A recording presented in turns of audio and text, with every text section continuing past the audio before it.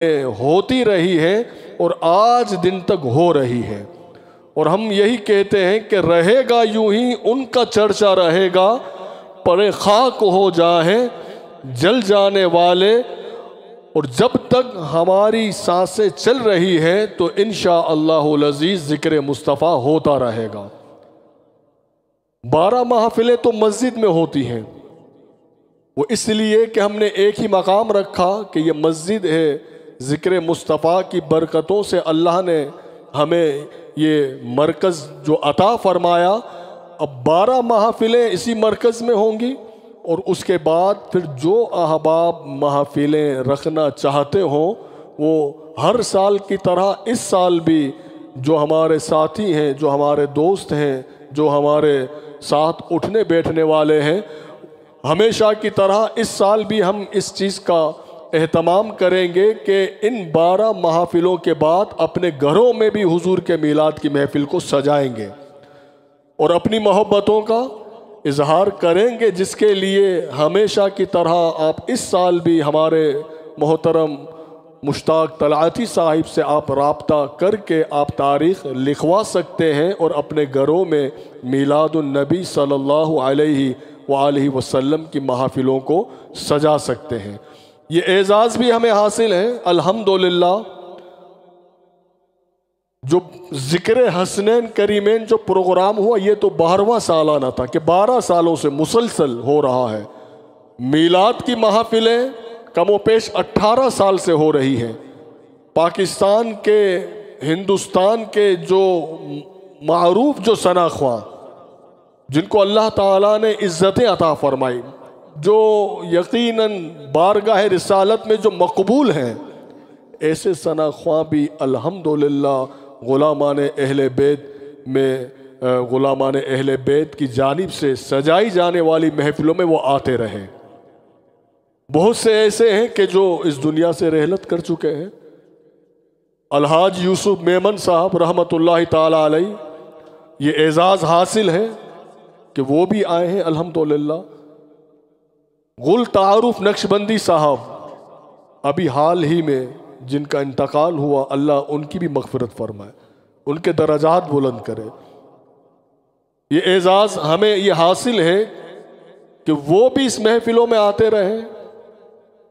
الحاج ذوالفقار علی حسینی صاحب وہ بھی اس دنیا سے انتقال کر چکے ہیں، ان کی محبتیں بھی غلامان اہل بیت کے ساتھ وابستہ ہیں۔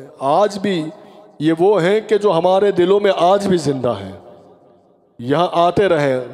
خالد حسنین خالد صاحب وہ آتے رہے ہیں، کئی محافلوں میں یہاں آئے ہیں۔ آج اگر وہ اس دنیا سے انتقال کر چکے ہیں مگر ان کی محبتیں آج ہمارے دلوں میں زندہ ہیں۔ یہ وہ ثنا خواں حضرات ہیں کہ جنہیں پوری دنیا جانتی ہے۔ حضور کے گھر کی یہ نوکری کرتے تھے، نعت پاک سنایا کرتے تھے۔ میرا یہ وجدان یہ کہتا ہے یقیناً کہ حضور کی محبت سے جو جائے تو وہ شخص تو مٹ جاتا ہے مگر شخصیت زندہ رہتی ہے، ان کی خدمات زندہ رہتی ہیں۔ تو میلاد النبی صلی اللہ علیہ وآلہ وسلم کی آج یہ جو ہماری پہلی محفل مسجد کی، ہم ان تمام نعت خواں ثنا خواں جو ہمارے پروگرام میں آتے رہے ہیں اور اس وقت وہ دنیا سے جو ہم سے قبل جو رحلت فرما چکے ہیں، ان کو یاد کرتے ہوئے ان کے لیے ہم اپنے رب سے یہی دعا کرتے ہیں کہ رب کریم ان کے درجات کو بلند فرمائے، اللہ تعالیٰ ان کی قبروں پر اپنی بے شمار رحمتوں کا نزول فرمائے۔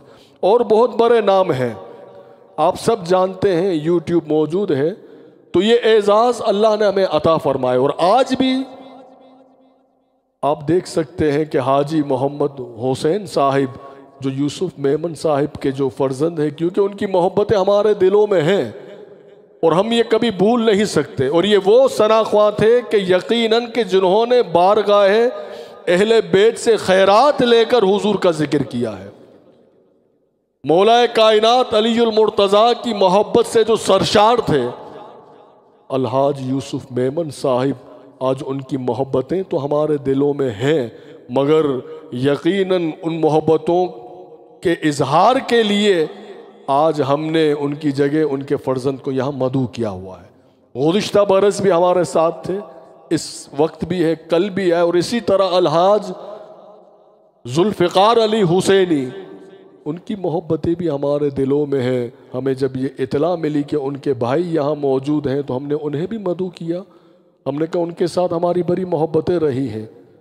ہم گل تعارف نقشبندی کے لیے بھی دعا کرتے ہیں، اور ہم خالد حسنین صاحب کے لیے بھی دعا کرتے ہیں کہ اللہ تعالیٰ دیگر جتنے ثناخواہ حضرات اس دنیا سے جو رحلت کر چکے ہیں ان سب کے درجات کو بلند فرمائے۔ تو حضرات گرامی، ہمیں یاد رکھنا چاہیے، کیونکہ محبتیں جو ہیں یہ باقی رہتی ہیں، اور ذکر مصطفیٰ صلی اللہ علیہ وآلہ وسلم یہ اتنی عظیم دولت ہے کہ تعریف جو میں کرتا ہوں خیر الانام کی، عزت بلند ہوتی ہے میرے کلام کی، کہ میری لحد میں لائیں گے تشریف مصطفیٰ، عادت بنا رہا ہوں درود اور سلام کی۔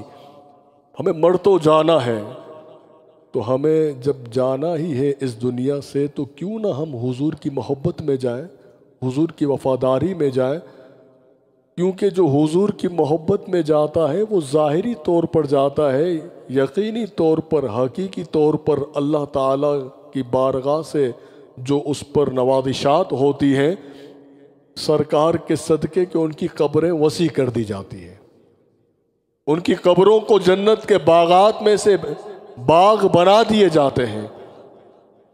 تو بالخصوص اس مہینے میں ہمیں اپنی محبتوں کا اظہار کرنا چاہیے۔ اس مہینے میں ہم وہ کون سا عمل ہے جس کی کثرت کرنی چاہیے؟ ماہ ربیع النور شریف میں جو سب سے بہترین جو عمل ہے، بزرگان دین یہ لکھتے ہیں، وہ عمل حضور کی بارگاہ میں درود شریف پڑھنا ہے۔ درود پاک یہ سب سے بہترین اور ویلڈ عمل ہے، اور اس مہینے میں تو ہمیں کثرت کرنی چاہیے۔ کم از کم ہمیں یہ روٹین بنانی چاہیے، کم از کم ایوری ڈے 313 ٹائمز ہمیں حضور کی بارگاہ میں اور حضور علیہ الصلوۃ والسلام کی اہل بیت اطہار کی بارگاہ میں، یعنی نبی پر اور نبی کی آل پاک پر ہمیں درود پڑھنا چاہیے۔ اس دور میں جب ہم درود بھی پڑھتے ہیں تو یہ ایک ہمارے لیے یہ بھی ایک المیہ ہے کہ ہم نے درود کو بھی مختصر کر دیا ہے۔ حضور کی جو تعلیم تھی، آپ سے جب پوچھا گیا کہ یا رسول اللہ آپ پر درود کس طرح پڑھیں، تو حضور نے جو ہمیں تعلیم دی درود پاک پڑھنے کی، یہی فرمایا اللہم صلی علی محمد وعلی آل محمد۔ تو ہمیں حضور صلی اللہ علیہ وآلہ وسلم کے ساتھ حضور کی آل پر بھی درود پڑھنا چاہیے۔ اس مہینے میں ہمیں درود پاک کی کثرت کرنا چاہیے کہ جتنا ہو سکے ہم درود پڑھتے رہیں، اور یہ درود ہی وہ عمل ہے کہ جو ہر وقت بارگاہ خداوندی میں قبول ہے۔ ہم اور آپ اس میں ذرہ برابر شک نہیں کر سکتے کہ کوئی درود پڑھ رہا ہو اور ذہن میں یہ شک آ جائے کہ قبول ہے یا نہیں ہے، بلکہ درود جو ہے یہ قبول ہی ہوتا ہے، کیونکہ اس کا تعلق رسول اللہ صلی اللہ علیہ وآلہ وسلم کی ذات پاک سے ہے۔ وجہ کیا ہے کہ یہ کیوں قبول ہوتا ہے، میں صرف یہ عرض کر کے پھر ہمارے محترم حاجی حسین صاحب سے ہم سنیں گے۔ میلاد پاک کی یہ محفل ہے، درود پاک سے آج کی محفل کا ہم آغاز کر رہے ہیں کہ درود پاک کیوں قبول ہوتا ہے۔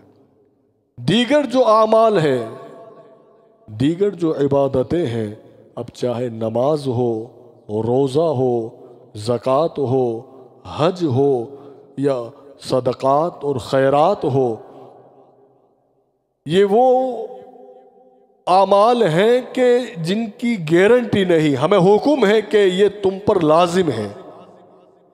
جو صاحب نصاب ہے اس پر سال میں ایک دفعہ زکوٰۃ کا نکالنا